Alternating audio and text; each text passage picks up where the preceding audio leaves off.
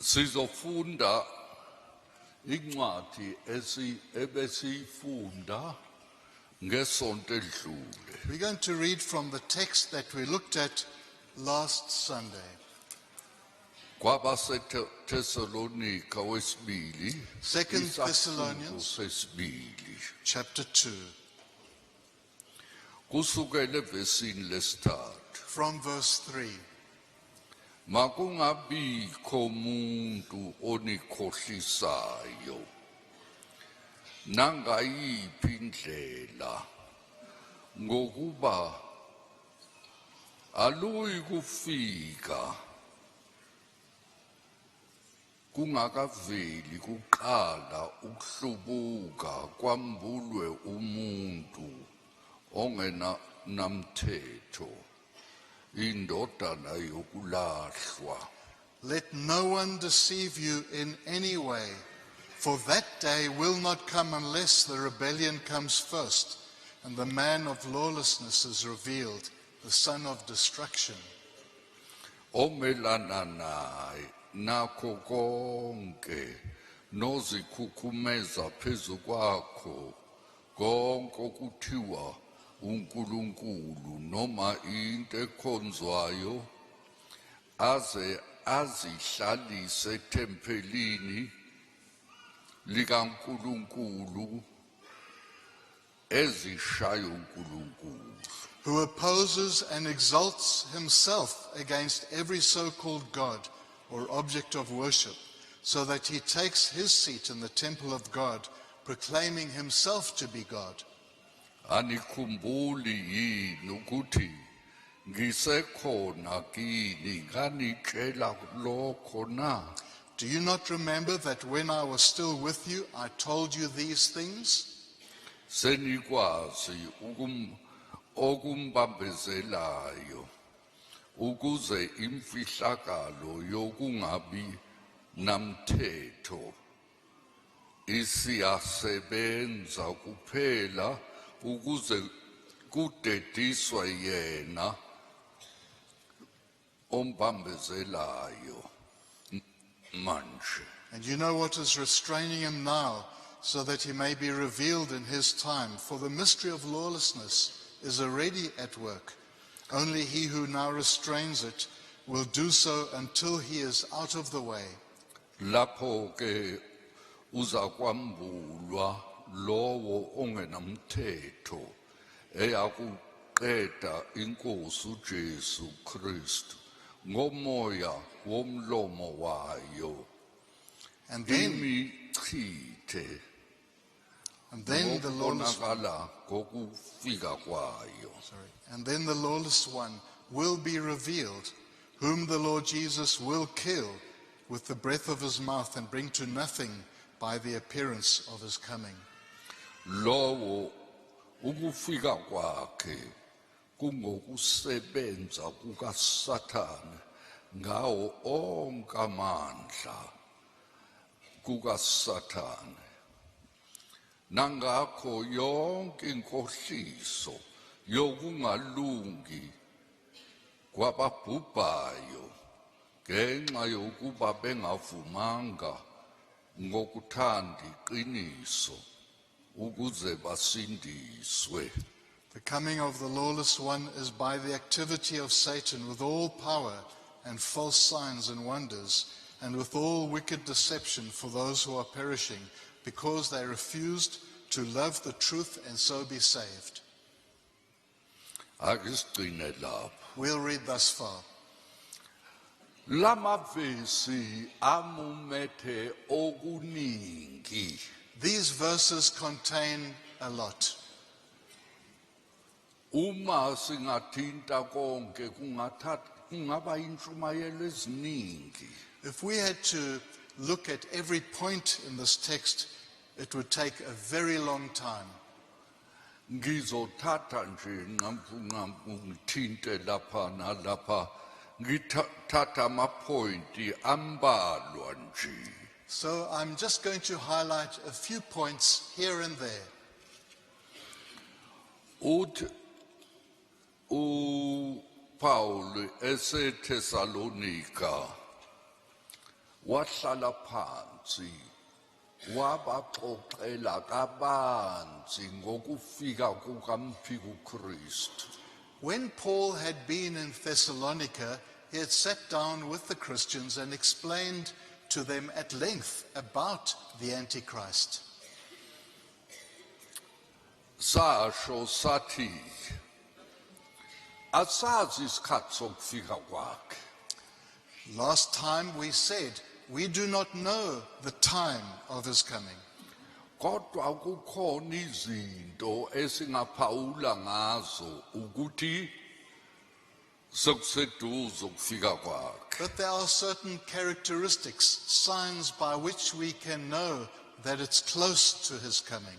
Bese izwi likaNkulunkulu lisichazela ukuthi kuyoba njani. And the word of God explains to us what it will be like.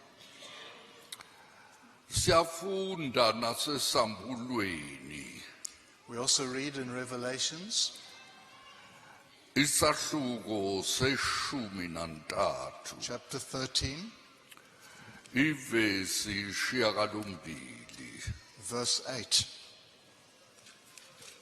isambulo isahluko seshumi nantathu kusukela evesini shiyagalombili. Revelations 13 from verse 8.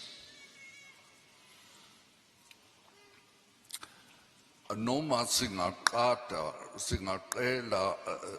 qala evesini lesithupha. Although, let's start in verse 6. Lapha kukhulunywa ngezilo ezimbili. Where it speaks about these two beasts. Eyodwa savula umlomo waso ukuhlambalaza uNkulunkulu, ukuhlambalaza igama lakhe nethabenakeli lakhe nabo abahlezi ezulwini. It opened its mouth to utter blasphemies against God, blaspheming his name and his dwelling, that is, those who dwell in heaven. Sanikwa ukuba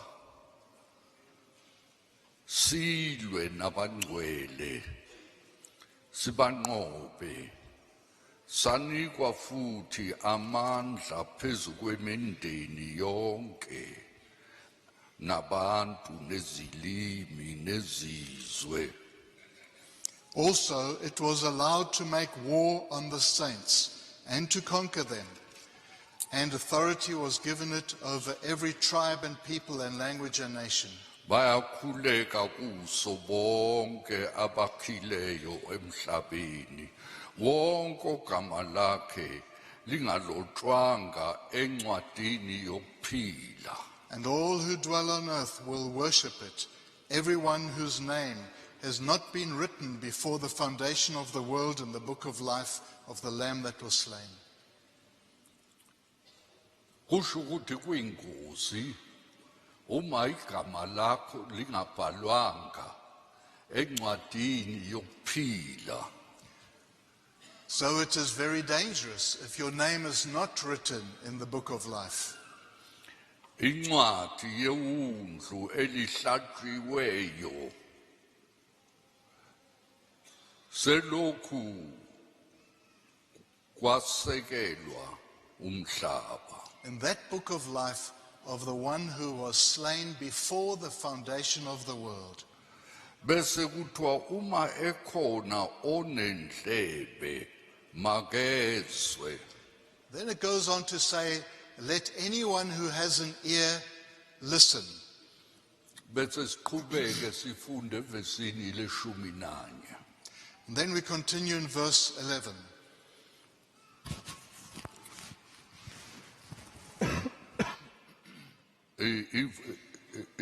Ishumi nantathu senza nezibonakaliso ezinkulu size senze nomlilo uphume ezulwini wehlele emhlabeni phambi kwabantu.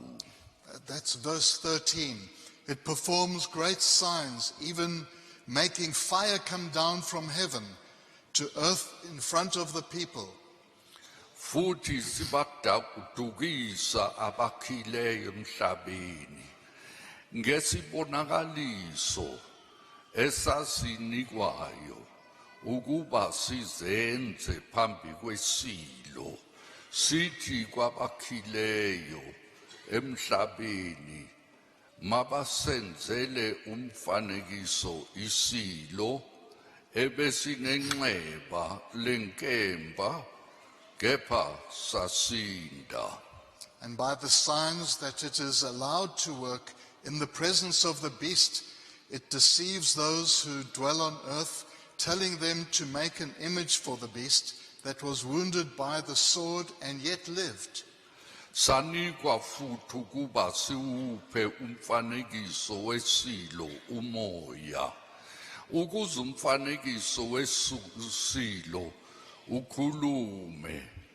Senza futhi ukuba bonke abangakhuleki kumfanekiso wesilo babulawe. Senza futhi ukuba bonke abancane nabakhulu nabancelayo nabampofu nabakhululekileyo nabayiziqila bazibeka uphawu esandleni sabo sokunene noma ebunzini labo.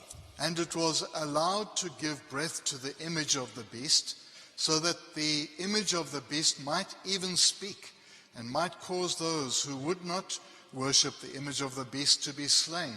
Also it causes all, both great and small, both rich and poor, both free and slave, to be marked on the right hand or the forehead. Ukuba angabikho ongathenga nokuba athengise uma engenalo uphawu igama lesilo noma isibalo segama laso. So that no one can buy or sell unless he has the mark, that is, the name of the beast or the number of its name.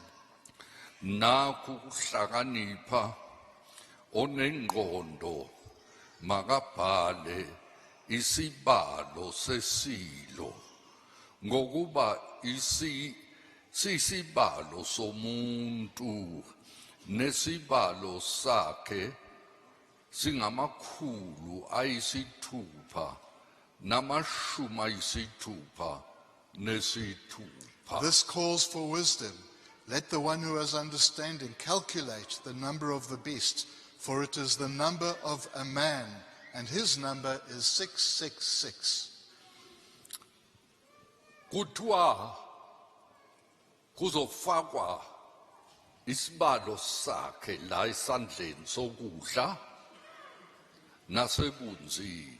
So it says that mark would be put on the hand and forehead. Kukhona abantu abadwebayo bebhala izinto esikhumbeni sabo. There are those who would put tattoos on their skin. Akukuhle lokho. That is not good. Kodwa ngokubona kwami But I think ngeke bakwenze ngaleyo ndlela. that this mark will not be exactly like that. Ngoba namhlanje sokukhona abanye abanophawu kodwa libonakali ngalamehlo. For there are Balifaka phansi kwesikhumba sakho. For there are those who already carry the mark, but it is under their skin, invisible to our eyes, Nasebunzini. and on the forehead. Uma ungamukelanga lolo phawu ngeke uthenge ngeke udayise. If you do not agree to carry the mark, you will not be able to buy or sell. indaba enzima leyo. It is a very difficult thing. Uma wena uhluleka ukuma namuhla kuselula kuzobanjani uma umphika uKristu eseshaya lo mthetho. If you cannot stand now when it is easy, how would you stand when the Antichrist gives the mark? Thandaza ukuthi uNkulunkulu akusize.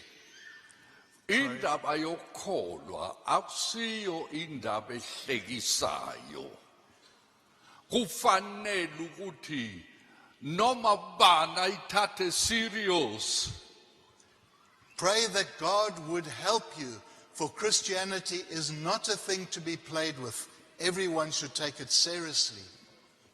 Namhla abantu bahluleka uma bebuka incwadi nezithombe zabanqunu ahluleke. Today people fail even if they see a book or a magazine with pornographic pictures.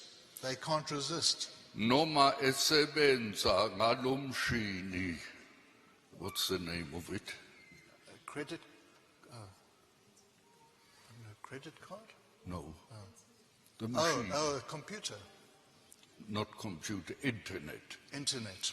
Abanye abano internet bahluleka ukuthi bangabuki ithombe zabanqunu. Kodwa umuntu athi ngingumntwana kaNkulunkulu. And those who have access to the internet, there are those who fail to resist pornography, and yet they call themselves children of God.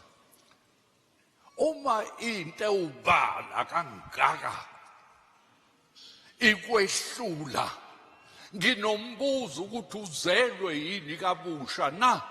If something so obvious and clear you can't resist, then tell me, are you truly born again? Uma uzelwe kabusha If you're born kusho again, ukuthi usemakatangweni kaSathane udinga ukukhulekelwa kuphuma amademoni kuwe. if you are born again, well, then you are bound by the chains of Satan and you need prayer for deliverance.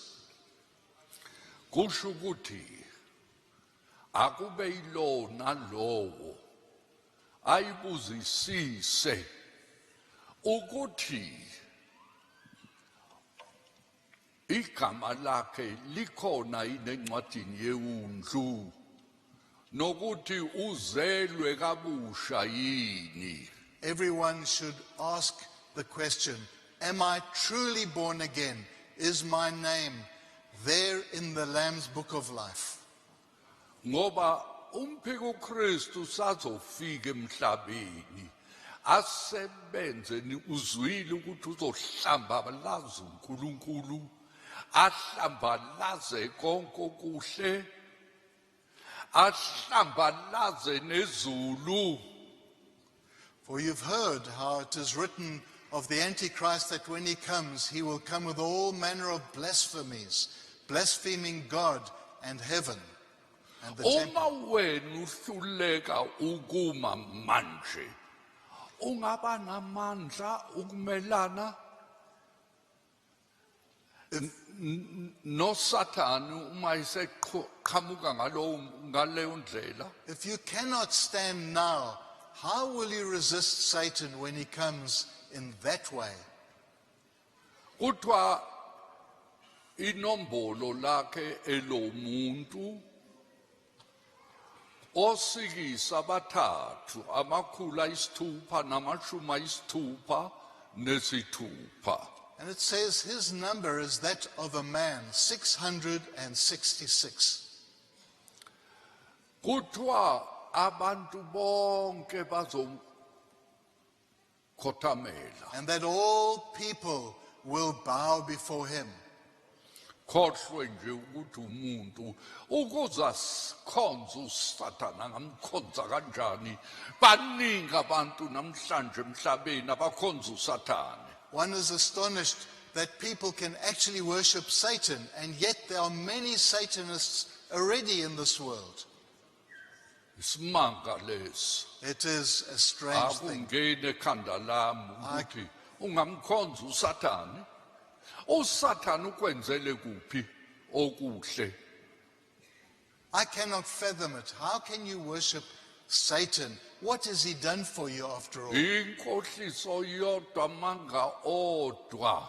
It is deception from the beginning to the end, just lies from him. Kuyadabukisa abantu bekhonza uSathane kunoJesu. It is a sad thing when people worship Satan instead of the Lord Jesus. Ngikhumbula sisekhona kaMaphumulo. I remember when we were still at Maphumulo, Enkantolo kwangena umuntu wathenga imoto wayesefuna inombolo azolifaka emotweni yakhe. I remember at the magistrate's court there, somebody came into the licensing department. He had bought a car and he wanted a number for his number plate. Umabhalane wamfundela ukuthi kusekhona leli nombolo kusekhona leli kusekhona u66 abathathu wathi nange ngilifunayo. The licensing department then said, well, this number is available and that number, and then said, here's one with 666. And the person said, that's the one I want. Kwase kuthiwa elikaSathane lelo wathi lona ke ngilifunayo. They told him, but that is a satanic symbol. He said, well, that's the very one I want. Angazi ukuthi lo muntu usekhona yini emhlabeni nokuthi waphenduka yini engakafi, kodwa uma ebemi kulokho uyasha esikhogweni manje. I don't know whether that person's still alive, whether he's still in this world, but if he hasn't repented of that, he's in hell. uSathane uma eza kuwe uza njengelozi yokhanya eza ngento enhle. If Satan comes to you, he comes as an angel of light with something attractive. Abaningi eMelika bathi awu ukuze umuntu afakwe lolo phawu kuhle kabi ngoba namhlanje sekuyebiwe emhlabeni. Abantu bathola imali yabo yenpenshini isalukazi nezalukazi. Manje ke uma ungasaphathi imali noma uye esitolo uzovela nje babe nomshini uthi nje bafunde inombolo lakho. Lona ke lizokhuluma yonke imfihlo yakho nokuthi unemali engakanani ebhanki nokuthi umpofu yini uyakwazi ukukhokha yini. Bathi akuhluphi kuqaqa zonke izinkinga. There are those in America who say it is the ultimate way of security, because instead of you being robbed of your security, your credit card and your details, if it's invisible and on your body and it's just scanned, all your information, how much money you have in the bank, it's all available.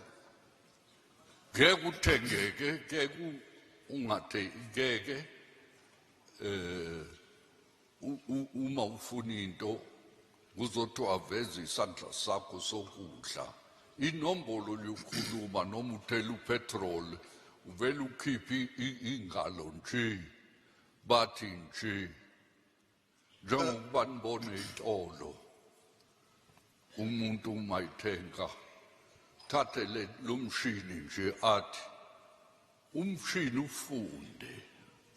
So in that way, it would make it very easy and simple for a person just to show his hand.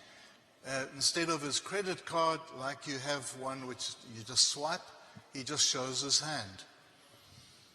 uSathana kezi nje enezimpondo enomsila wehashi uza njengengelozi yokukhanya bathi kusebenza kahle kuhle ikho iBhayibheli lithi ningadukiswa. Satan doesn't come with horns and a forked tail. No, he comes as an angel of light. That's why the Bible says, do not be deceived. Empeleni uSathani uyingozi kakhulu kunazo zonke ingozi uma eza kumuntu neBhayibheli. And Satan is at his very worst and more dangerous than in any other form when he comes in the form of the Bible. Uma eza nesifebe, uma eza nogoloko, hawu angithi uyambona, sheshe umbone, umbalekele. Kodwa uma iseza neBhayibheli, lapha emlingo uJesu weza neBhayibheli wathi kulotshiwe. And when he comes, he doesn't come with a prostitute to you or with alcohol that you can easily discern. But instead he comes with a Bible verse. When he came with a Bible verse to Jesus, Jesus replied, "It is also written." Uma uthaka emoyeni angeza ngalezo zinto. Kodwa uma uqinile ngekeze uza neBhayibheli. Of course, if you are weak spiritually, he will come with blatant forms of sin. But if you are maturing, then he comes to you with a Bible. Kodwa uJesu wamphendula wathi yebo kunjalo kodwa kulotshiwe futhi. But Jesus answered, "Yes, it is so, but it is also written." Zonke imfundiso nezinkolo zokweduka zisebenzisa iBhayibheli. And you'll find all manner of deceptions, and the cults use the Bible. Nabathi isikhoka sikho bakuvulela iBhayibheli. Jehovah's Witnesses will also speak from the Bible. Kusho ukuthi baningi abanjalo beza neBhayibheli. And they are- Ngakho ke akufuneki ukuthi udukiswe. There are many other cults that approach you with the Bible. Therefore, do not be deceived. Yikho uPauli ethi nginovalo ngani ukuthi njengokuba inyoka yamkhohlisa uEva izonkhohlisa nani. No wonder Paul said, "I am afraid lest as the serpent deceived Eve, so too you might be deceived." Ake ngikushiye lokho kancane. But let me leave that for a moment. Ngifunde kuTimothy And read from Timothy wesibili 2, isahluko sesithathu. chapter 3. Sishilo izolo ukuthi kukhona esophawula ngakho. NoJesu wathi njengasensukwini zikaNoah uzoba njalo ngasekugcineni. We had said that the Lord Jesus spoke about the last days and said that in the last days it will be like the days of Noah. Incwadi yesibili kuTimothy isahluko sesithathu. In 2 Timothy chapter 3, Ivesi lokuqala. from verse 1, Kepha yazi lokhu ukuthi ezinsukwini zokugcina kuza kuvela izikhathi ezinzima. but understand this, that in the last days there will come times of difficulty. Ngokuba abantu bazakuba ngabazithandayo For people will be lovers of self, nabathanda imali lovers of money, nabazidlayo nabayiqhenyayo kubalwa zonke izinto kodwa keke ngikubale. Proud, Ngithathe arrogant. ipoint elodwa nje. Proud and arrogant. Ukuthanda imali. But I just want to highlight one of those characteristics, and that is the love of money. Ukuthanda imali To love money kuyinto eyingozi kabi. is a very dangerous thing. Hayi kubantu bonke nje kodwa ngisho nakubantu abashumayelayo. This danger is not just for the average person, even for preachers too. Ngikhumbula kusekhona uNicholas Bengu. I remember when Nicholas Bengu was still alive, Wasitshela wathi hey okusihluphayo namhlanje abantu abafundisi abathanda imali. he told us way back then that the trouble in that time was with preachers who love money. Imali ayisiso isono Money itself is not sin, kodwa ukuthanda imali but kuyisono. to love money is the sin. Akekho ngakhonza amakhosi amabili, ngeke umkhonze uJesu, ukhonze noMamoni, ukhonze imali. For no one can serve two masters. You cannot serve the Lord Jesus and mammon, money.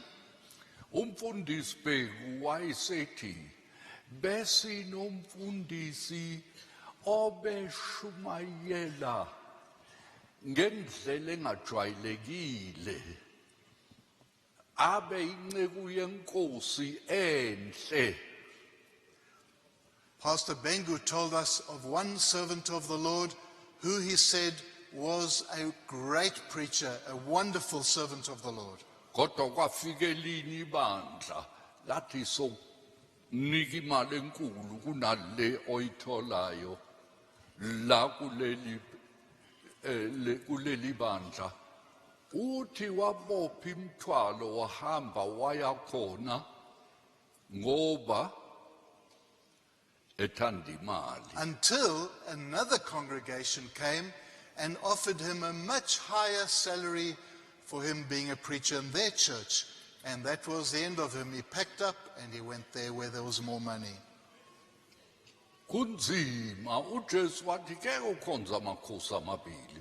Awukwazi umkhonza uJesu bese ukhonze nemali. It is difficult, for Jesus has said, you cannot serve two masters. You cannot serve him and money. Kusho ukuthi inhliziyo yakho kufanele ukuthi iphelele kuJesu. Your heart must be totally surrendered and complete in him, uJesu abe mkhulu kunemali. in the Lord Jesus. Jesus must be more to you than money.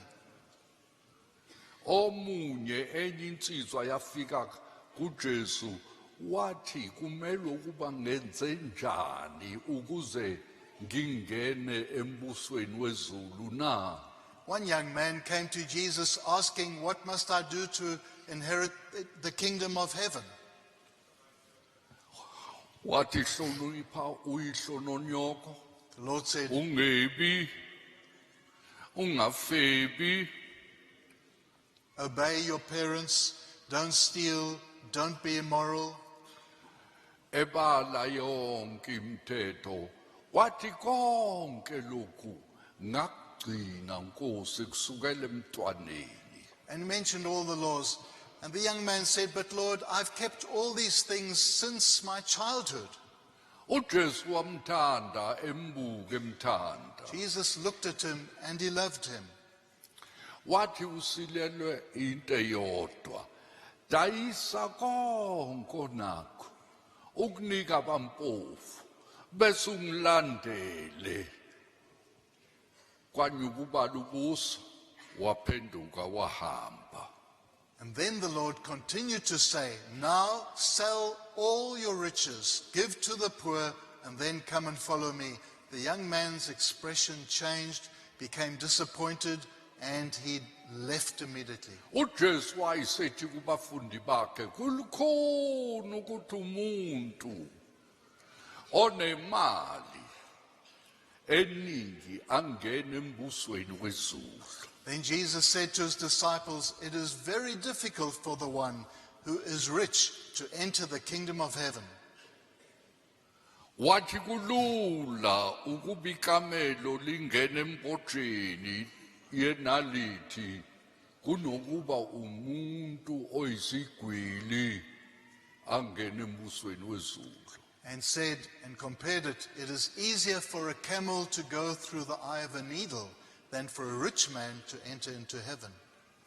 Bathi akekho ozosindiswa ke. Then the disciples said, well, no one can be saved. Wathi niqinisile akunakwenzeka kodwa kuNkulunkulu akukho lutho olungenakwenzeka. KuNkulunkulu kungenzeka kodwa kubantu ngeke kwenzeke. The Lord said, indeed, but with God all things are possible. Kusho ukuthi kulikhuni kuningi iBhayibheli likushoyo ngokuceba ukuthi umuntu ocebayo uhlangana nezingozi eziningi. There's a lot that the Bible has to say. It also mentions that the one who desires to be rich meets with many temptations and dangers. Ngafunda kulezi zinsuku ebusuku ngifunda incwadi ngifunda okubhaliwe. These days I read in an article what was written at night. I read it. Nakho kunye Here is some of it. kuKing mkhulu ungaphumelela. The article's heading is, with King Mkulu, you will get success.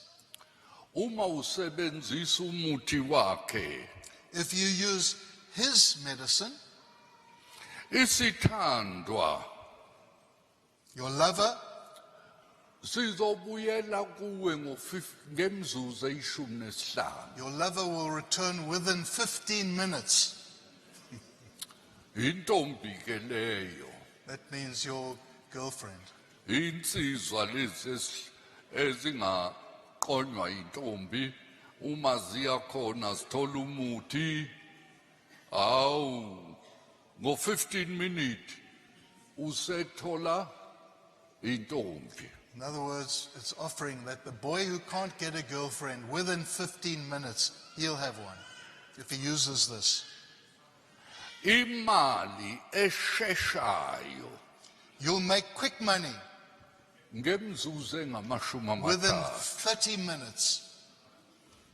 Imali iyozingenela ebhangi. The money will just automatically get into your bank account.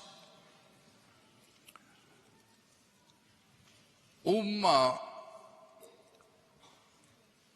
usebenzisa lo muthi If you use this potion, uzothola 250,000 you will get rand. 250,000 rand. Iyozingenela endlini yakho. It will just arrive in your home. Isigcino uzothola imiliyoni. And finally, you will be a millionaire. Ake nibheke ke umuntu ompomfu. Uma ezwa lokho, efunda lokho, cisho ngeke abe namandla ukuma nokumelana nalokho. Now just think, when a poor person reads such an article, it's almost irresistible. Athi kukhona umoya omunye oyinyanga. And now here's another one who is an inyanga or witch doctor. Uthi une-wallet isikhwama lesi semali. He has a magic wallet. Sine-magic. Khokha 200 randi ngo-5 minutes usuzothola imali eningi.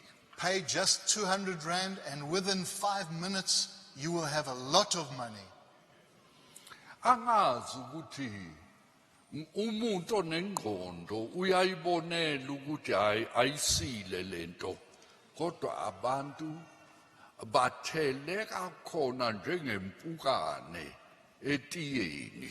I don't know, a common sense person should see through this, but people are attracted to this like flies to tea. Athi uma uyele eCasino uzothola imali enkulu. And it promises if you go to the casino, you will win big time. Noma iLotto Or a lotto, uzothola imali enkulu. you will have a lot of money. Kukhona nabantwana bakaNkulunkulu nabafundisi abayisebenzisayo lento. There are children of God and even preachers who flock to this type of thing. La kuthiwa Here's another one. isiwasho senhlanhla lulama uzothola imali eningi. Angazi ukuthi umuntu uchathwa ngani. This one is called, Kodwa uzothola imali eningi. it says, Lulama. Here is a potion which promises money big time. Kusho ukuthi ziningi izinto ezinjalo. Ngithi awu umuntu uma engakholwanga uJesu noma ubani uzophoseka kulomgodi. Many such fake things, and people who do not believe in the Lord Jesus will fall into it, into this pit. Angisho ukuthi kubo kuba nemali. No-Abrahama ube yisigwili, no-Jacobe, no-Isaka, Isaka no-Jacobe bebe ngamakhosi, inkomo eyiningi, namakamela amaningi, bebecebile, kodwa bebengakhonzi kona, bethanda lokho, bebekhonza uNkulunkulu. I'm not saying that it's wrong to get money, but we should remember the people like the men of God, Abraham, Isaac, and Jacob, who were wealthy. They had many animals, livestock, and yet they did not worship their wealth, they worshiped God alone. Not Job, Job too ube nemali eningi, had a lot of money, kodwa abakutholanga esandleni sikaSathane, basithole esandleni sikaNkulunkulu. but people like that didn't get their wealth from the hand of Satan, but from the hand of God. uSathane emlinga uJesu wathi uyabona bonke ubukhazikhazi bomhlaba, uma ungikhothamela ngizokunika konke lokhu, nesiliva negolide konke komhlaba. uJesu wenqaba, akakumukelanga. Satan came to Jesus and said, "Do you see all the wealth and all that glitters in the world? It will be yours if you'll only bow down to me." And Jesus refused. Imali iyingozi kakhulu. Money can be very dangerous. Iwisa abaningi. It has brought down many a person. Insizwa le ebinothile engintshele ngayo, That rich young man of whom I've told you, ubephelele kusela into eyodwa nje, ahlukane nemfuyo yakhe nemali yakhe. he had everything going for him, but he refused to part with his wealth. Ingozi ke leyo. That is very dangerous. Kufanele ukuthi uJesu abe mkhulu kunakho konke. Jesus must be greater to you than anything else. Abaningi bathi hawu phela nina bamhlophe ninemali eningi anifani nathi singolazaro thina. There are many who say, well, you whites, you have it all, you've got wealth, and you don't care for us to make money. We are the Lazaruses. Akunjalo. No, that's not the case. Yebo kungenzeka ukuthi abanye bathola ifa.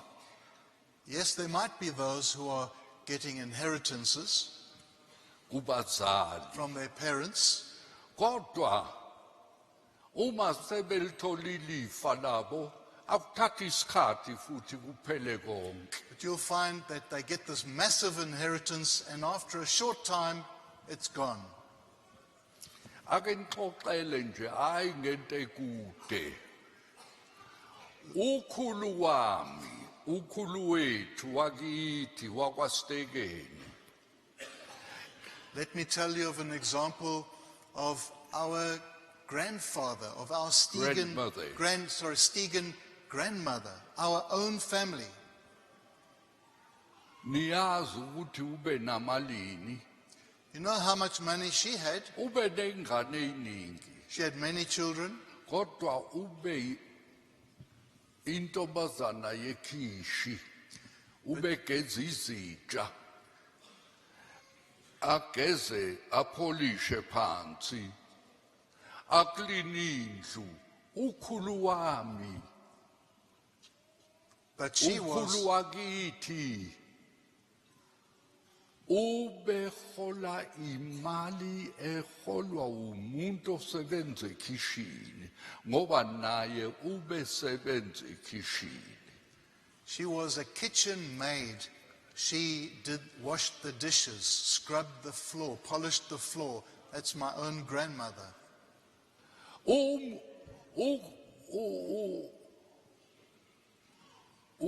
Umkhulu wakithi Our grandfather ubengenalutho, had nothing.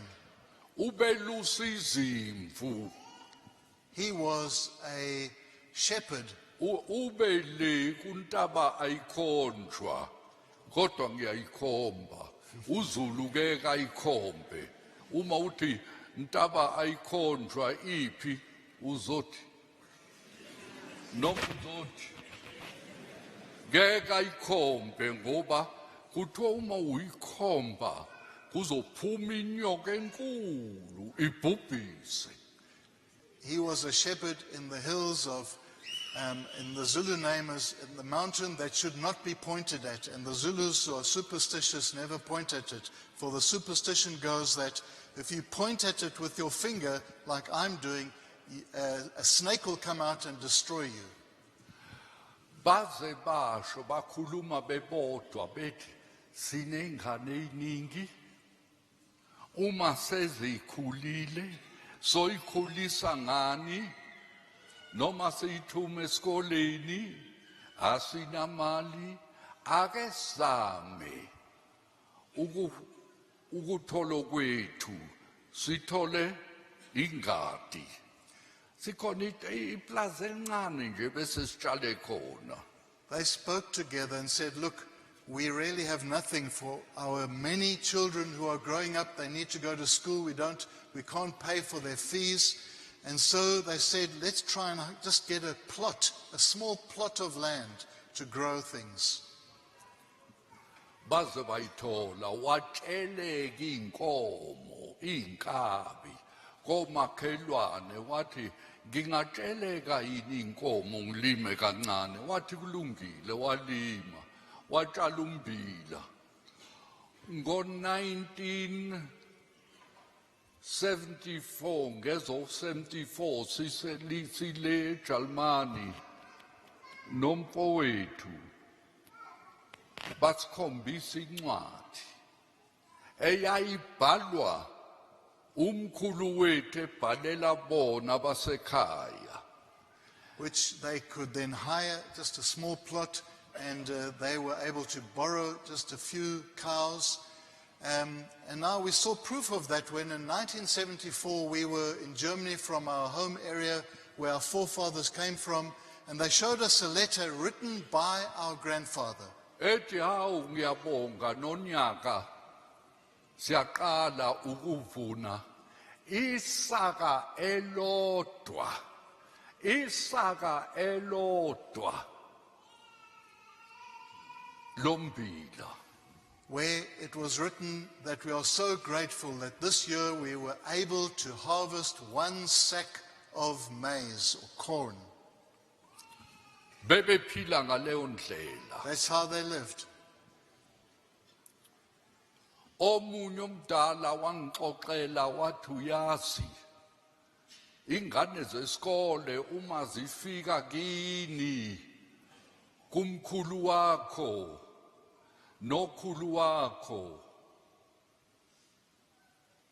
ukudla ababekuthola bekuyisinkwa nje nendishi namanzi noshukela bese bagcobhozeke isinkwa badle kona bekukudla kwabo. Uyise kababa nonina kababa bebenjalo. Wena uhola imali enkulu kunabo.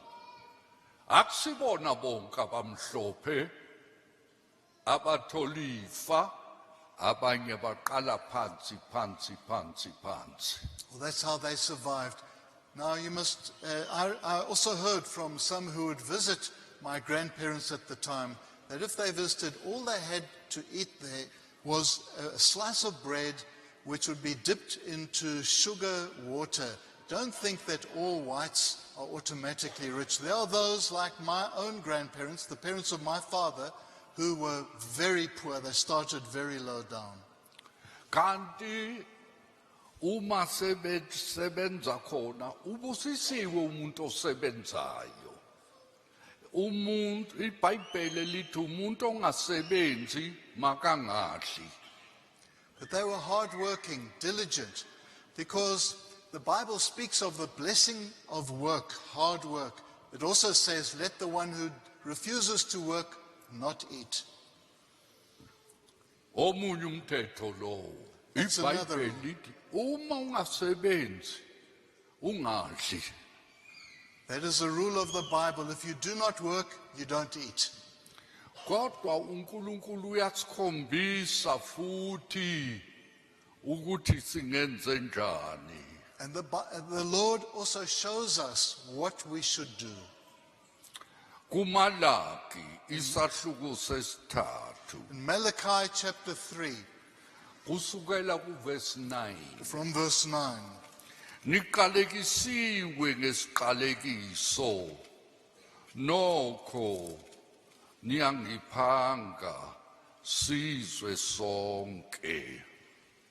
you are cursed with a curse, for you are robbing me, the whole nation of you.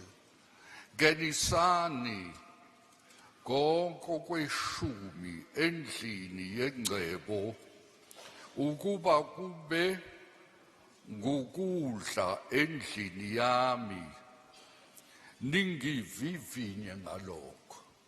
Bring the full tithe into the storehouse, that there may be food in my house. Thereby put me to the test.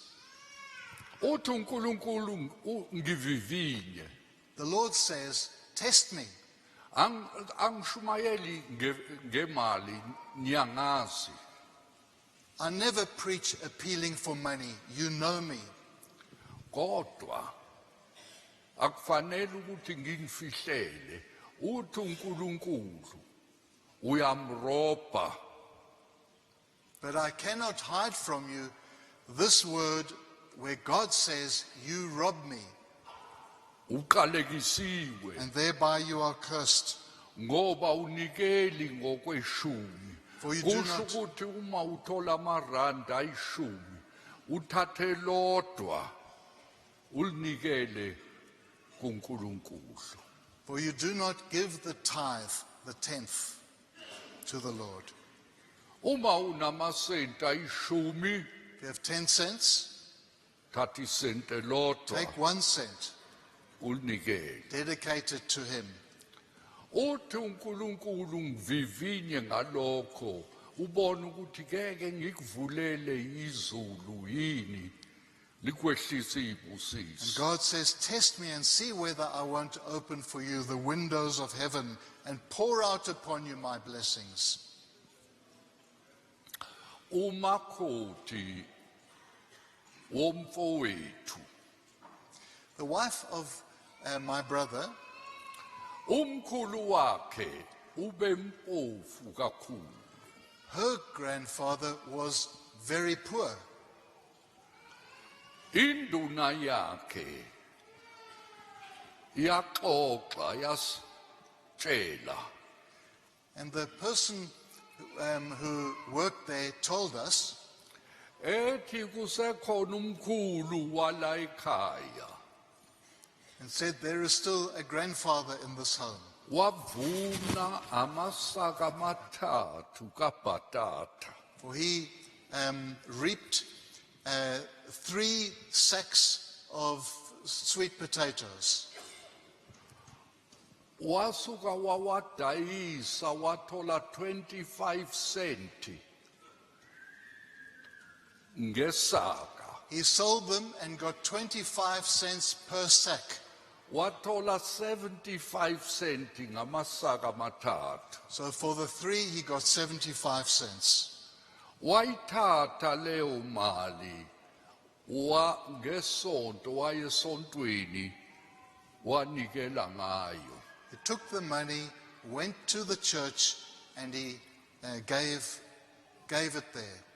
Xoxelwa umuntu onsundu obeyinduna egcekeni ngoba bebempofu bengenayo imali kodwa lapho evuna amasaka amathathu kabhatata wadayisa wathola 75 cent osheleni abayisikhombisa nozukwa wayithatha uma eya esontweni wayifaka khona wathi aliqhuba ivangeli.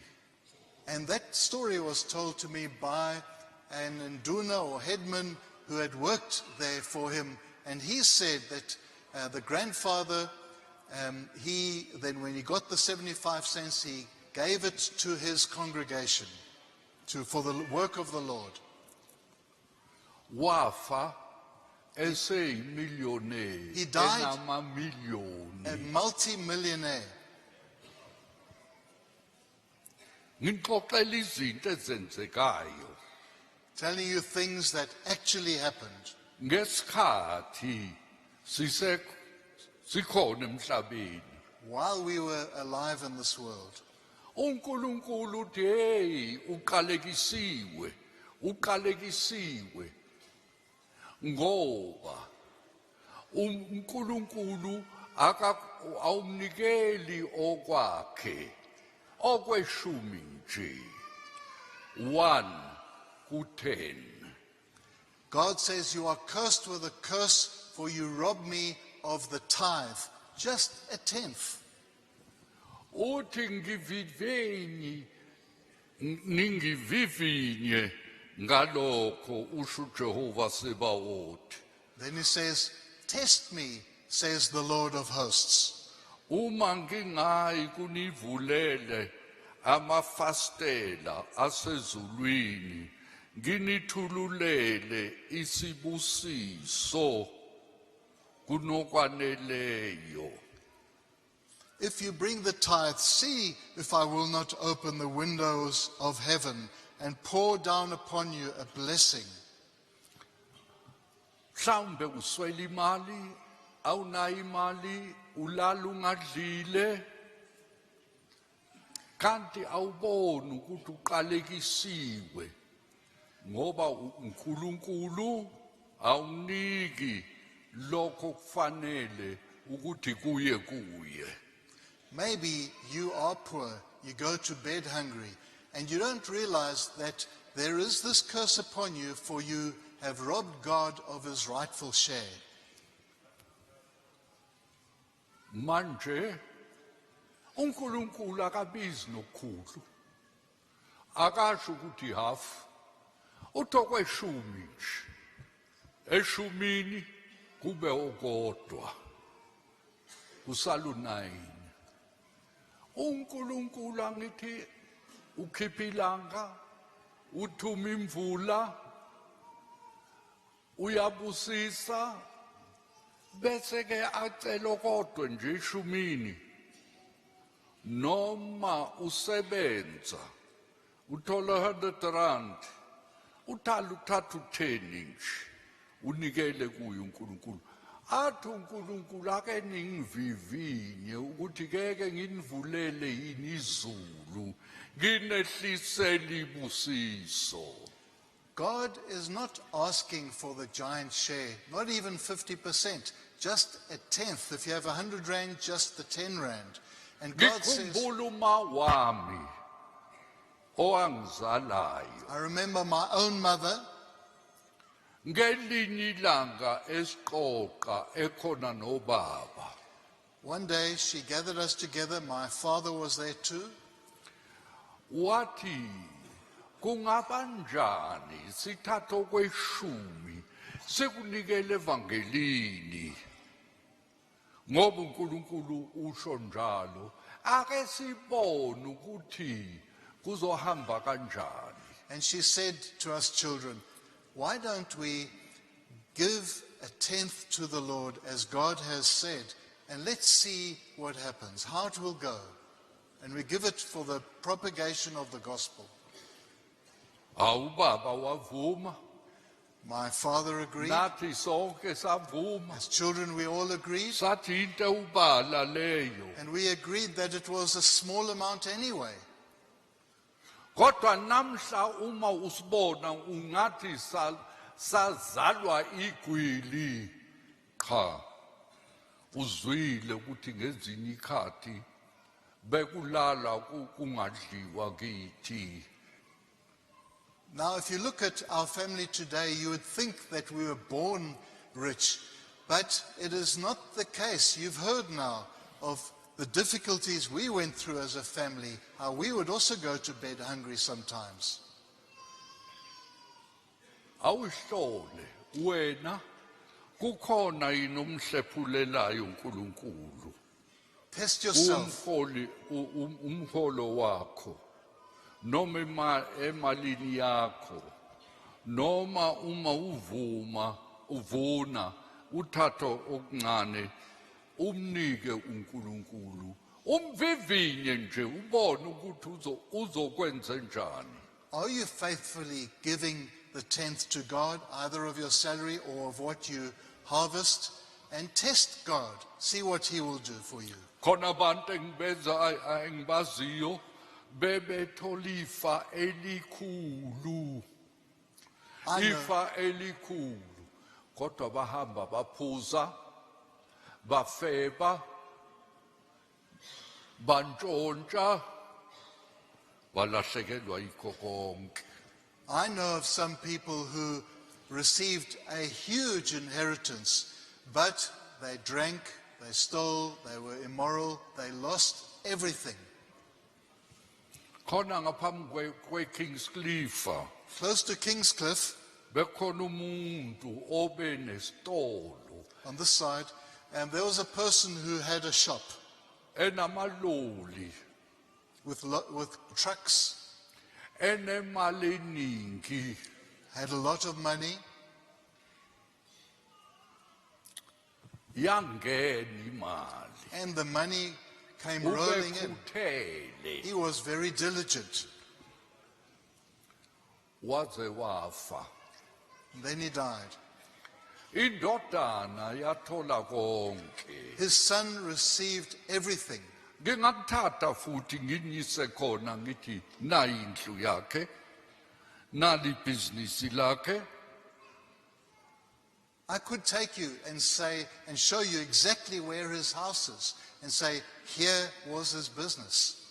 kodwa ngonyaka owodwa ngeminyaka emibili indodana eyathola ifa kangaka kwaphela konke engesenalutho.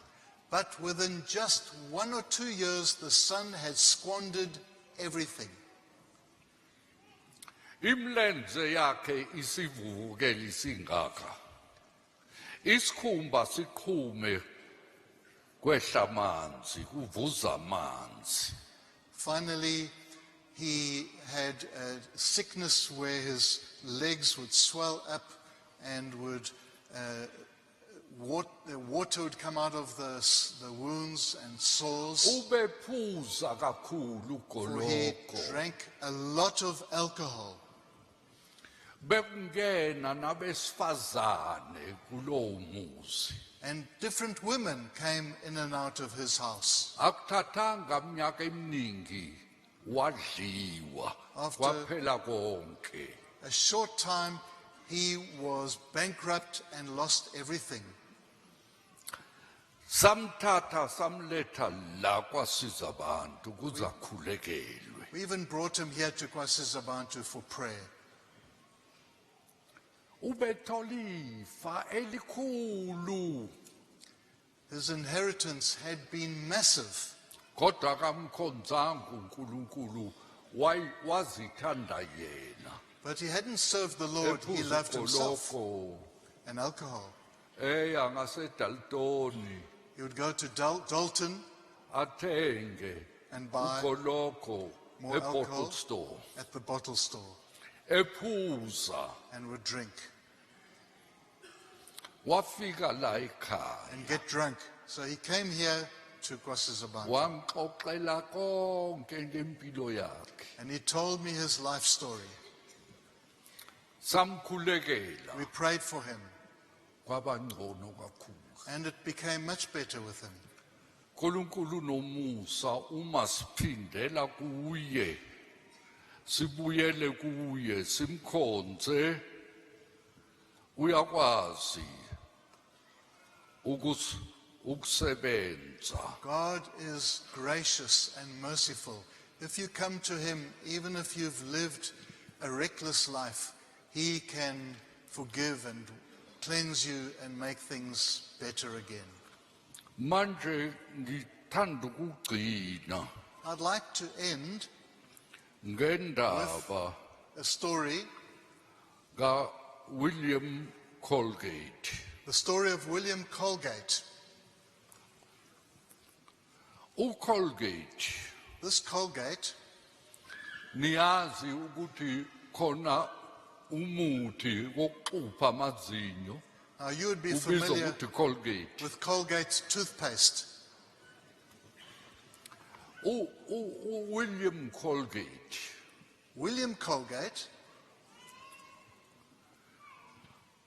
wakhula eMpofu grew up in very poor circumstances. ubaba wakhe wafa eno 14 years shumi He nane lost his father when he was just 14. ubempofu kakhulu nonina wakhe He and his mother were extremely bese poverty-stricken, Melika besuka khona le England. and they were in England, They came from came England from England to America. to America. Uma uyisa eseshonile, uWilliam wahluleka ukuqhubeka esikoleni. When his father died, William could no longer go to school Ngoba umama wakhe ubengenayo imali ukumkhokhela esikoleni. for his mother didn't have enough money to pay for him to go to school. Kwadinga ukuthi William Colgate And so ashiye William- isikole. Had to leave school. Wayesesuka ke njalo uma wakhe begula kakhulu kwakudinga ukuba yena pheke ukudla yena shanele phansi ageze phansi His bese mother, ahambe akhuphuke ngestalati ehla ngestalati enqonqoza yonke indawo eyocela umsebenzi.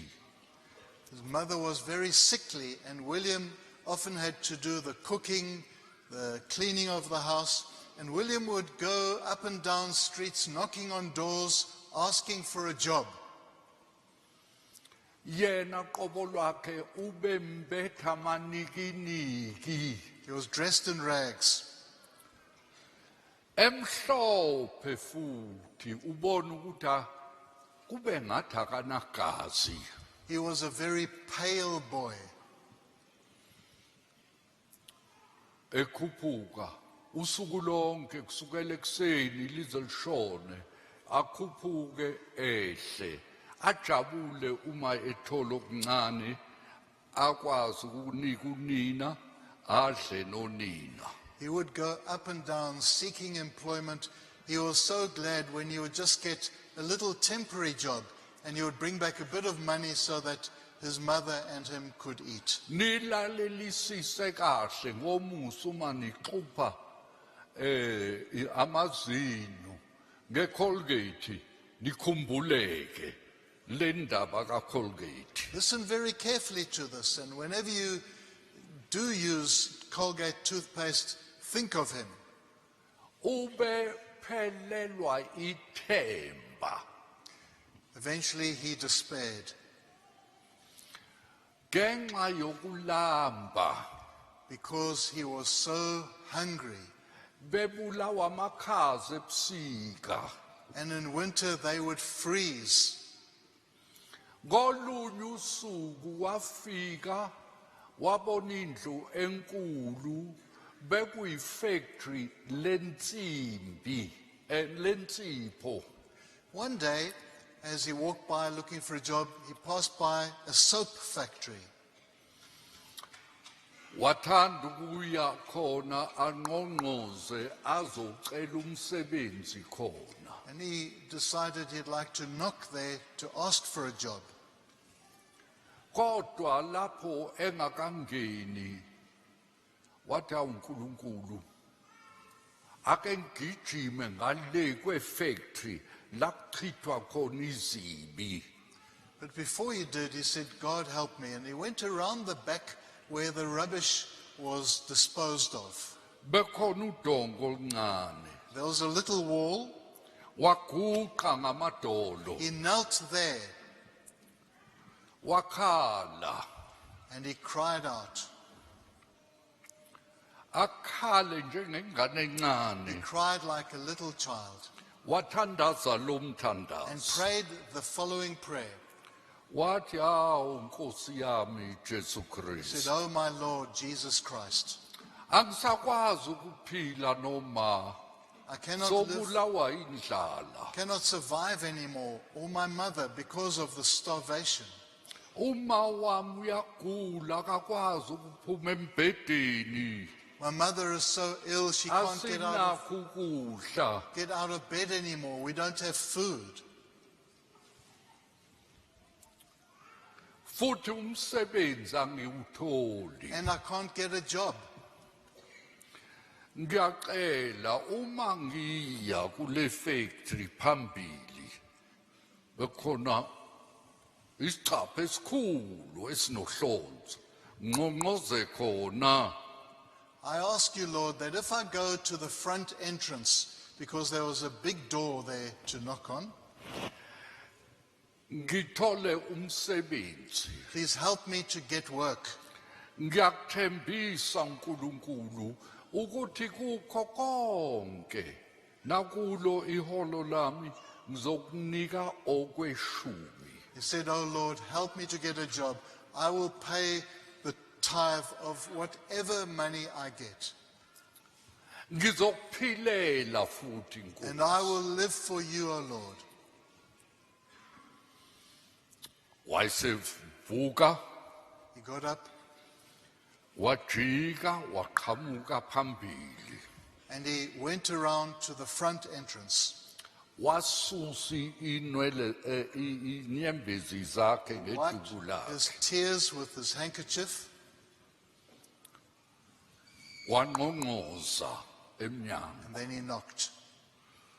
Uma enqonqoza kwasho umuntu onephimbo elikhulu ngena. Somebody with a loud voice said, Come in. wangena which he did. wathi, "Good morning, sir." He said, "Good morning, sir." Esho ngomoya omuhle Said it with a very respectful, nice attitude. ethi, "Sir, ngifuna umsebenzi." He said, "Sir, I'm looking for a job." Hawu lo mnumzane obe umanager obe umnini wale le factory lensipho yena nomunye. And the man, together with another one, the man was the manager or the owner of this soap factory. Wayesethi kuye umanager, wathi, "Ndodana yami, And he said, this manager said, my boy, my son, ingani wena usemusha kangaka you're still so young. futhi uzaqe ngendlela edabukisayo. And you are so thin, looking so pitiful. Ikupho ongakwenza What na?" can you do like this? Wathi, "Nkosi, He said, sir, ngingenza noma kuphi okushoyo." said, "Sir, I will do anything you say." Athi umama wami uyafa uyagula He said, kodwa siswele ukudla naye uswele ukudla. he said, "My mother is dying of starvation and is sick, but we need food." Wayesethi kuye, "Mfana, ungakolopha phansi." Boss said, "Well, can you scrub the floor?" Wathi, "Hawu ngingakwenza kahle kabi Nkosi He said- ngoba ngikujwayele ekhaya. "Indeed, sir, Imina enkolophayo for I phansi." do it at Ngoba home." umama akwazi ukwenza into nangaphansi kombhede yonke indawo ngiklina kahle. For my mother is too ill to do it. I scrub everything, even under the bed." Awu uWilliam uthi kazi ukuthi uzomphendula ngokuthini. William wondered what the reply would be. Enethemba ukuthi mhlawumbe uzomvumela. He began to have a bit of hope that perhaps he would be allowed to work. Umnini wefactory The factory owner wavuka stood up wanika uWilliam ibhakede elikhulu and gave William a big bucket neblashi elikhulu, with a big brush, iscrubbing brush, big scrubbing brush, nendwangu and a cloth wokusula. to wipe, Wamkhombisa lapho engaqala khona. and showed him where he should begin. uWilliam wasebenza wajuluka wabamanzi wasebenza ezama ngamandla onke kube kuhle kucwebezele. William worked as hard as he could so that he would make the floor shine. Uma eseshayisile ngo5 When time came to knock wathi off, sengiye ekhaya sengizombikela umama umbiko omuhle ukuthi ngiwutholile umsebenzi. Mama, sesinethemba ukuthi ekupheleni kwenyanga uma ngihola ngizokuthengela ukudla. at 5, he was so excited that he would be allowed to go home and tell the great news to his mother that if he continues there with that job, he'll be able to earn a salary and buy food for her. Uma wakhe ubelikholwa His mother was a believer. wathi, "Hawu kwaba kuhle mntanami." And she said, "Oh, how wonderful, my child." Wamxoxela ukuthi, "Ma, ngingakangeni ngaguqa ngale lakuchithwa khona izibi. He also shared Ngamthembisa uJesu ukuthi ngizonikela ngempilo yami, ngizokhokha njalo kweshumi uma ngithola umsebenzi. He had also shared with his mother how just before he asked for the job, he had gone round to the back to the rubbish dump where he had knelt, surrendered his life to the Lord and promised the Lord the tithe. Wathi mntanami, kodwa ungakhohlwa isethembiso sakho. Ngibonile umdlalo ebusuku ngomfana ongagcinanga isithembiso sakhe. His mother said, "Don't forget your promise then, my boy. Now last night you saw the play about the boy who did forget his promise." Emva kwamasonto amabili amathathu, After just 2 or 3 weeks, umenije lo nephimbo elikhulu the manager, who had a very strong voice, wahlangana nalo oyinkaphane naye. met up with a colleague at work Wathi uyazi, and said, "You know, akekho umfana engake ngahlangana naye okhuthele njengaye. I've never met a boy who is as diligent as this one. Futhi uyinono kuyakhanya likho ibala elingcolile. He is so Ngazo hygienic zonke kuyakhanya. and makes sure that everything is perfectly clean and shines."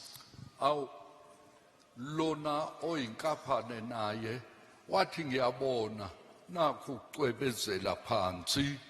And his colleagues Nami sengaphawula ukuthi ziyakhanya izinto la kule factory. said, "I have noticed that as well. He really works hard. Everything is clean and shining."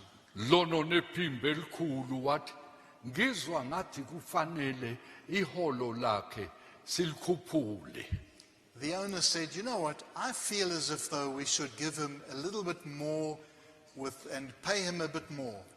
Futhi bekufanele ukuthi simkhuphule emsebenzini angahlali akolophe phansi. And give him a little bit more of a promotion so that he isn't just the scrubber of floors.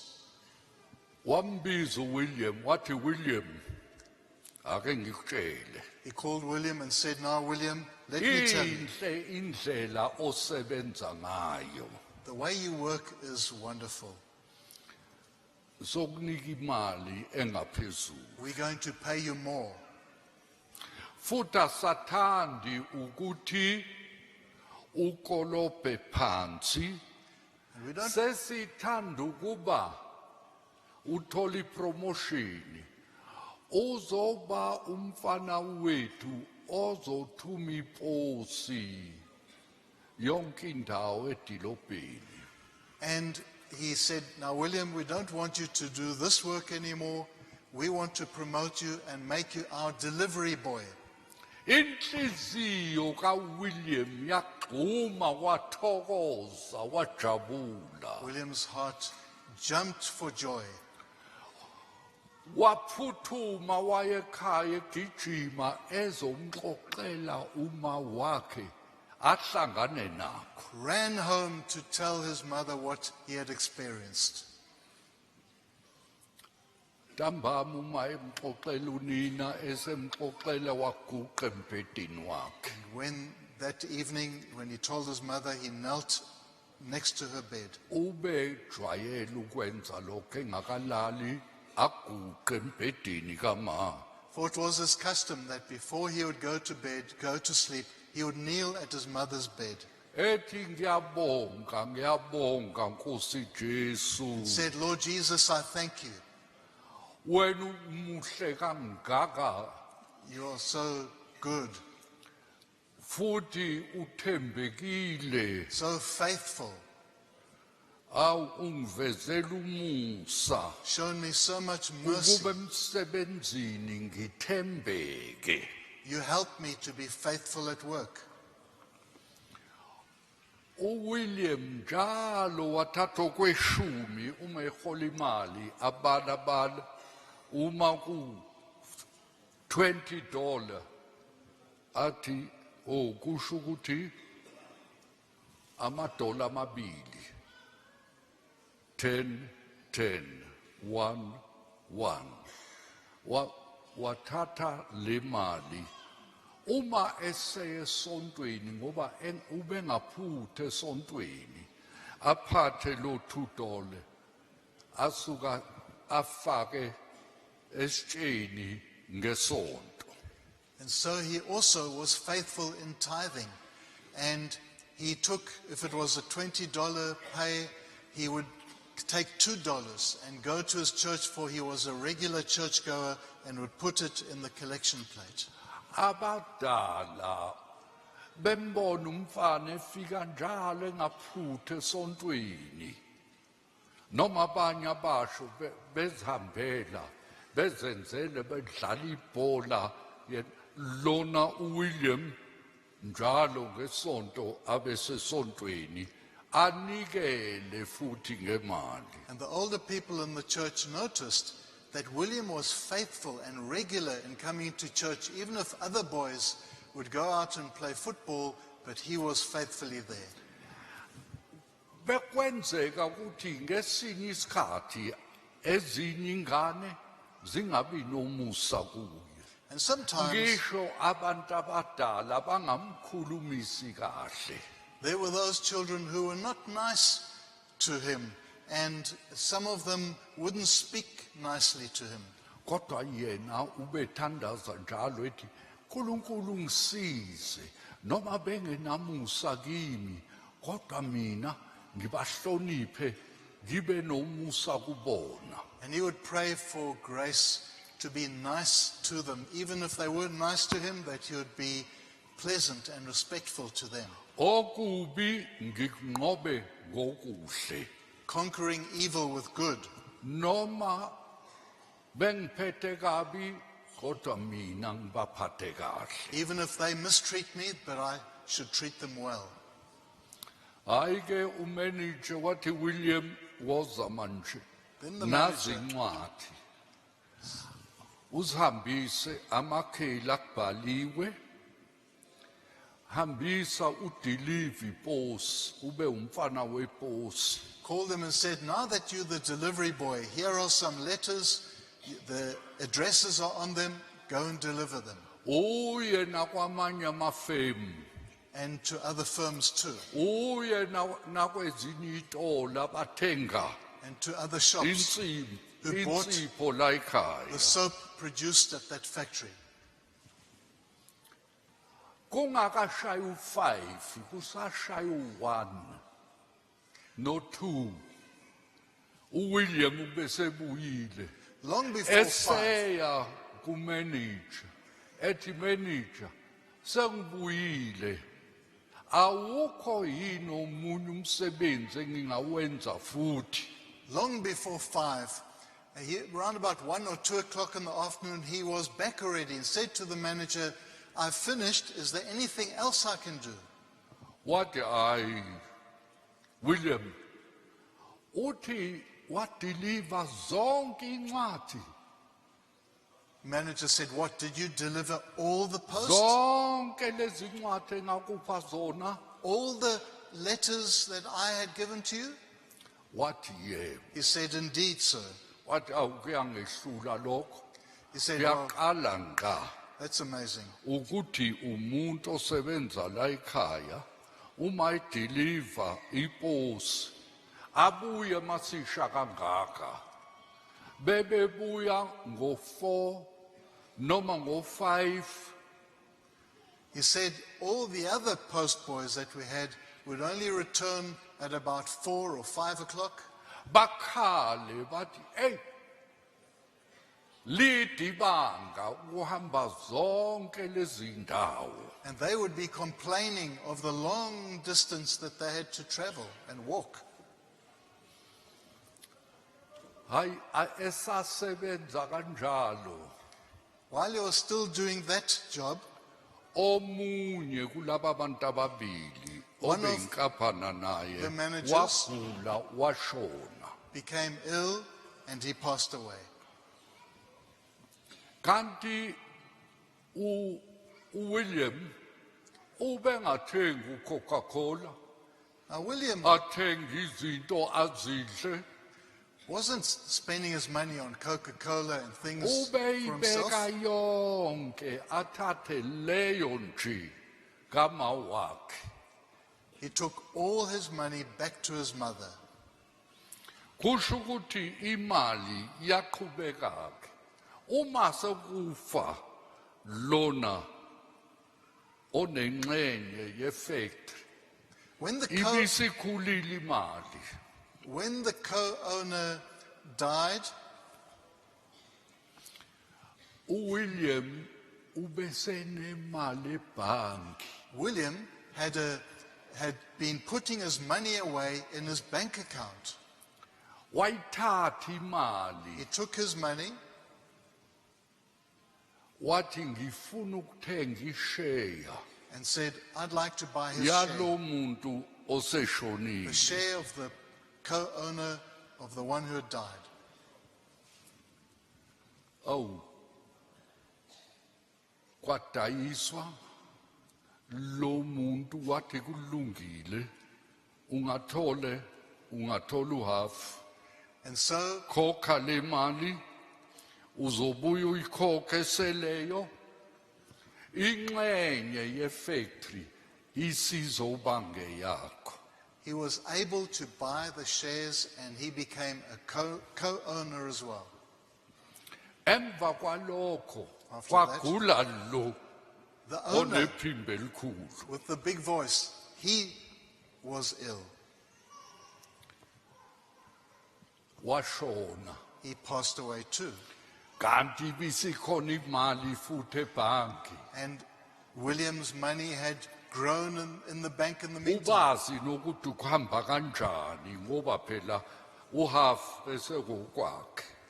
Because of his shares, the half share that he had of the co-ownership, his value had grown.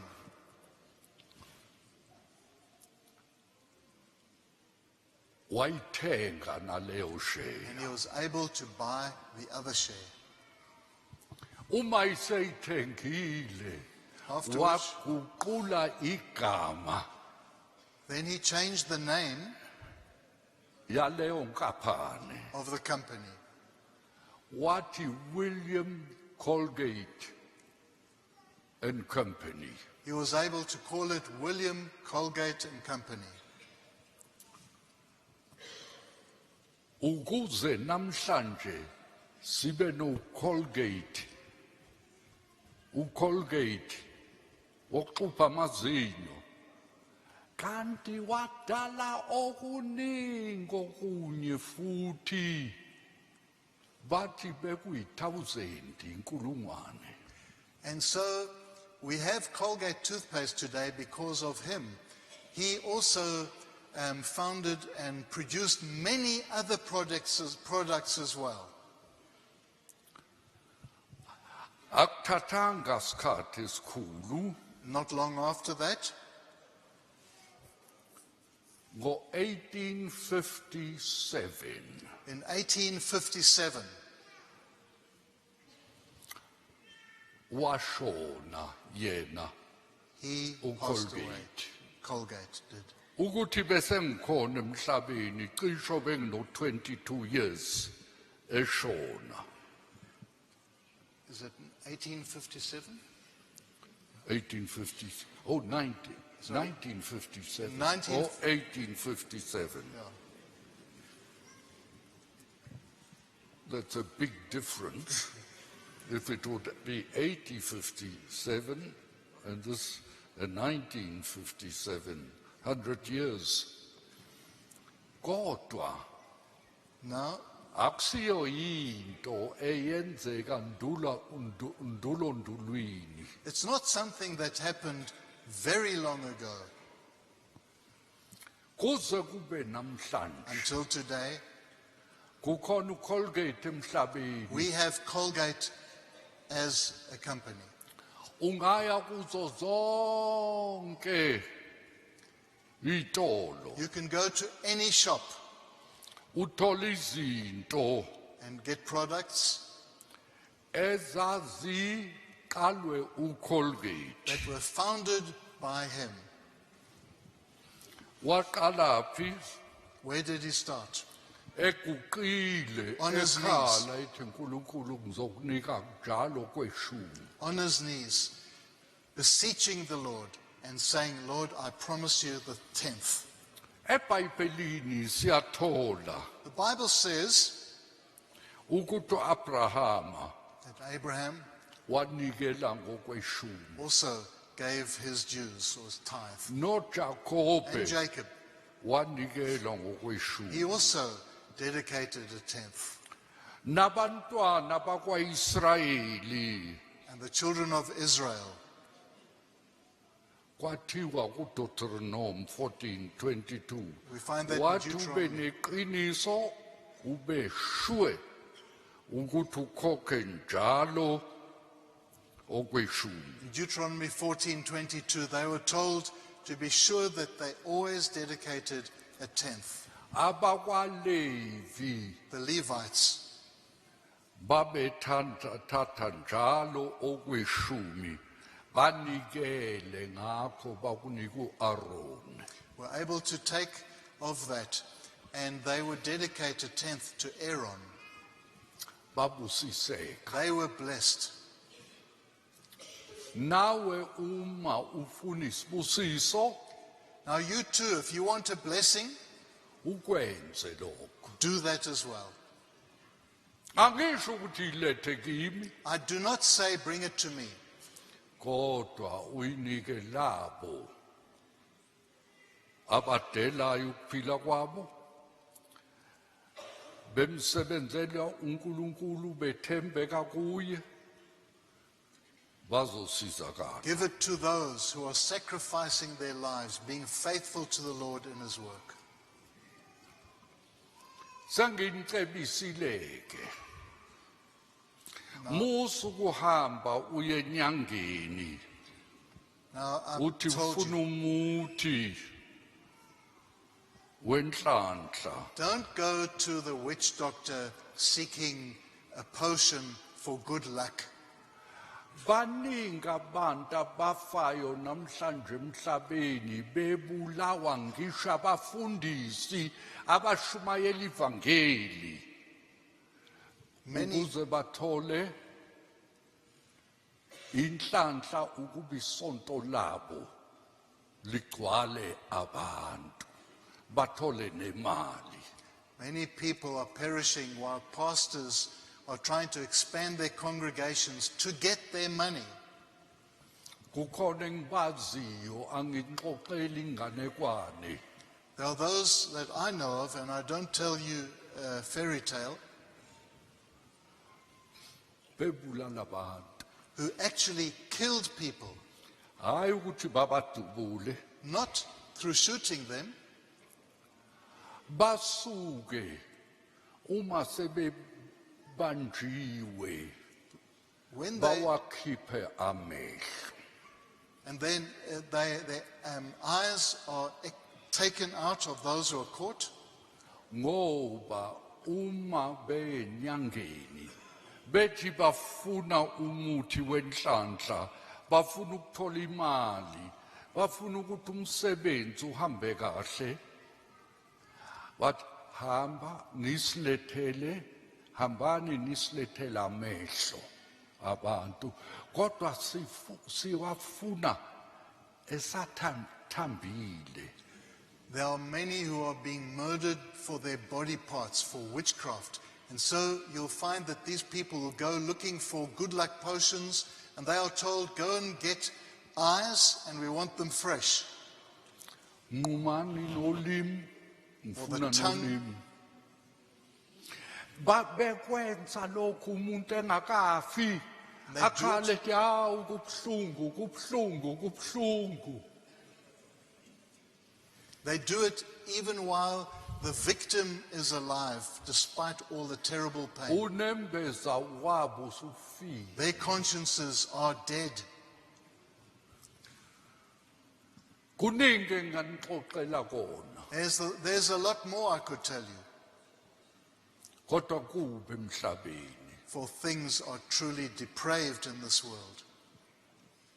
Omunye obenesitolo efuna ukuthi abantu bangene kwathi wabulala abantu abathathu bese amakhanda abo uwangcwabe emnyango la ngenwa khona azoba uwoza uzobona abantu ukuthi bazotheleka kanjani bafake imali khona. One pastor was told by the witch doctor who wanted to expand his congregation, kill 3 people and you bury their bones at the front entrance and you'll see that your congregation's numbers will explode.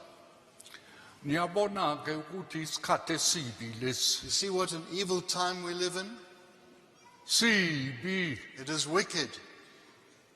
Angithi mhlawumbe kukhona abanye omama la Maybe there are bethi ladies awu here baba basiphethe kabi who say their husbands mistreat them, abuse them, baye enyangeni and then they go off to the witch doctor bathola umuthi to get a potion, a magic potion.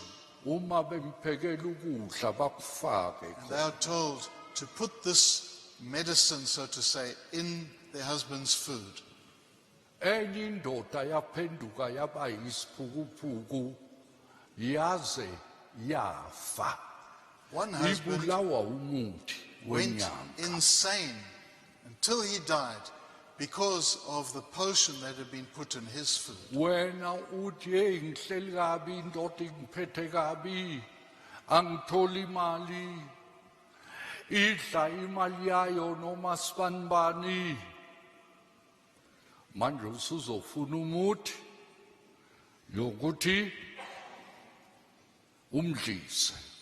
Maybe a wife says, my husband mistreats me, he doesn't bring money home, he gives it to that other woman, and then you get a potion, you put it into his food, your husband's food. Uzuthi ke ngifuna ukuthi indoda ilungu uma ingene ekhaya ishaye uvalo inyanga ithi sika la ngoba inhliziyo ila sika thatha igazi nasemagwapheni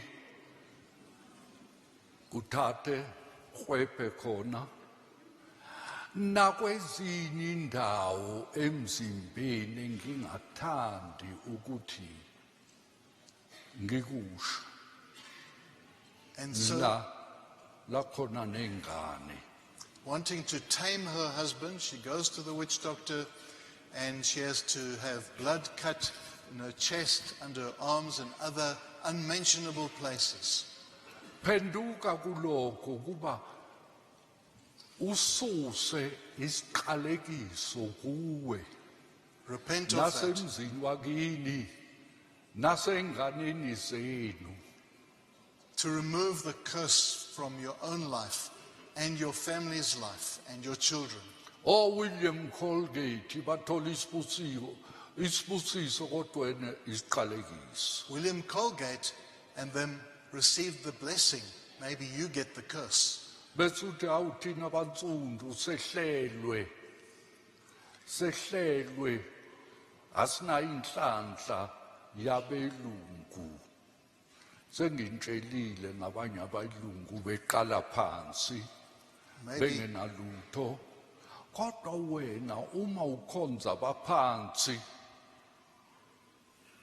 ukhonza abanye uNkulunkulu usebenzisa imithi udlise nomngakho nomyeni wakho noyise ngize ngibatshela amadoda ngithi madoda musana ukuvimba amadoda ukuthi aye enkonzweni wateteleni aye enkonzweni ngithi nasemadodeni uma ngikhuluma musana ukunqabela omama benu baye enkonzweni ngoba umama abanye banemkhuba eminingi anazi ukuthi nidliswa yini maybe you say it's just muthi unjust. muni I don't get the privileges of others. Well, remember, if you're serving other gods, No wonder.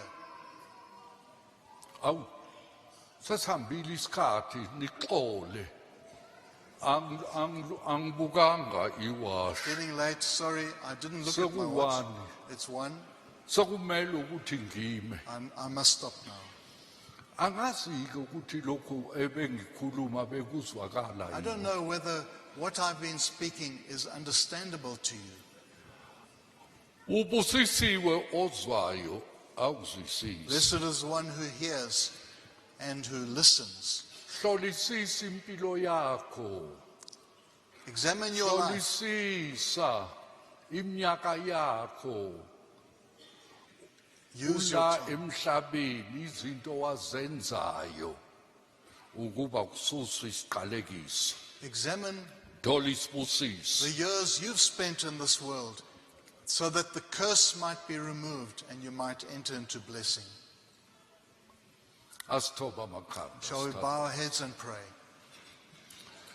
Ngiyacela Nkosi, I ask you, Lord, usebenze ngomoya ongcwele phakathi kwethu. work by your Holy Spirit in our midst. Noma umphiko uKristu engakafiki, Even if the Antichrist is not yet here, siyazi ukuthi umoya wakhe usuyasebenza kubantu. we know that the spirit of the Antichrist is already at work among people. Sekunzima emhlabeni, izono ziyasabeka. And things are already difficult in this world. Sin is rampant. Kukhona okuningi nemithi esetshenzwayo.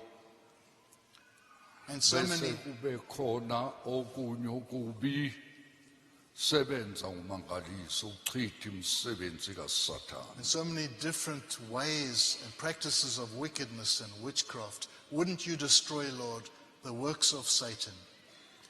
Amen. Amen.